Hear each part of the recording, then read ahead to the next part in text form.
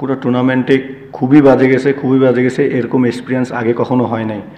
যে আপনার ম্যাচের দিনে আজকেও যে আমাদের ওপেনার ব্যাটসম্যান রনি, সেও সকালে উঠে বলতেছে আমার ঘাড়ে লাগছে, তো এখন ধরতে হবে ওকেও ইনজুড।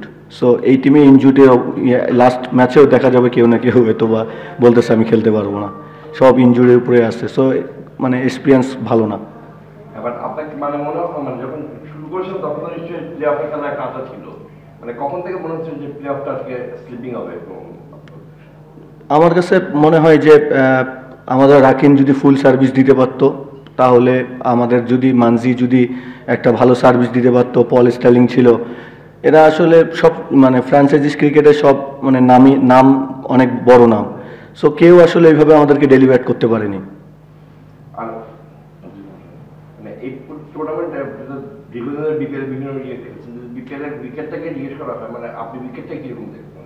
এবারের উইকেট আলহামদুলিল্লাহ সব থেকে ভালো আমার, যে আমি মানে বিপিএল আমার কখনো মিস হয় নাই, কিন্তু সব থেকে ভালো উইকেট এইবারের বিপিএলে হয়েছে। সবকটা ভেন্যুতে ভালো উইকেট।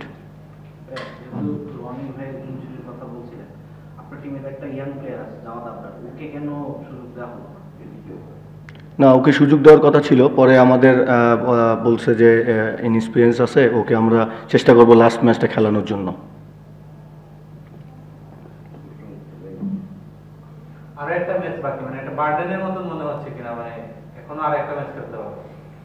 না আসলে আরেকটা ম্যাচ বার্ডেন না, কিন্তু যদি আমরা এই মানে লাস্ট ম্যাচটাও যদি জিতে যেতে পারি, তারপরেও নিজের কাছে একটা মানে শান্তি আসবে যে না, ম্যাচ একটা জিতে আমরা আসছি।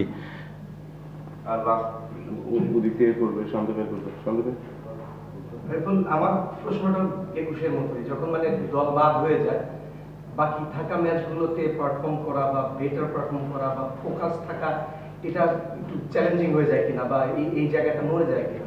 না আসলে হোপ যদি না থাকে না, আসলে একটু টাফ হয়ে যায় পারফর্ম করা। সো সবাই প্রফেশনাল ক্রিকেটার, আসলে যে যদি ভালো খেলে, আসলে যে ব্যাটসম্যান হোক বলার হোক, যারা ভালো খেলে আসলে তার ভালোই লাগে। সো দিন শেষে যদি ভালো করা যায়, অবশ্যই সবারই ভালো লাগবে।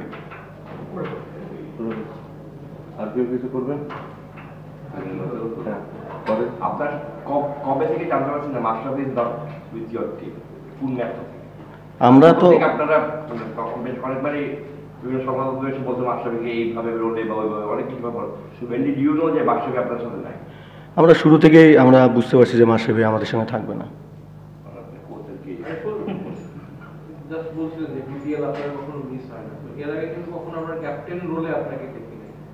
এবার যখন ক্যাপ্টেন্সি পেলেন, তাও এমন একটা ফ্র্যাঞ্চাইজি যেখানে ক্যাপ্টেন্সি নিতে যাচ্ছিল, আপনার কি মনে হয় আপনার ক্যাপ্টেন্সিটা আপনার ঘাড়ে পড়লো, এরকম একটা সিচুয়েশন নিতে হচ্ছে, এবং ফাইনালি যে এক্সপিরিয়েন্সটা হলো এই থ্রু আউট দিস জার্নি, সেটাও যেটা বললেন যে খুবই বাজে একদম ভালো রেজাল্ট স্পিক্স ফর দ্যাট, সবকিছু মিলে আপনার কি মনে হয় যে ক্যাপ্টেন্সি নেওয়াটাই হচ্ছে একটা বড় ভুল ছিল আপনার জন্য? না আসলেই সত্যি কথা বলতে, আসলে আমার এর আগে কখনো ক্যাপ্টেন্সি করা হয়নি।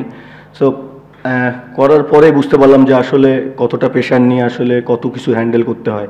সো এটা একটা লাইফে গ্রেট এক্সপিরিয়েন্স যে কত কিছু মেনটেন করে চলতে হয়।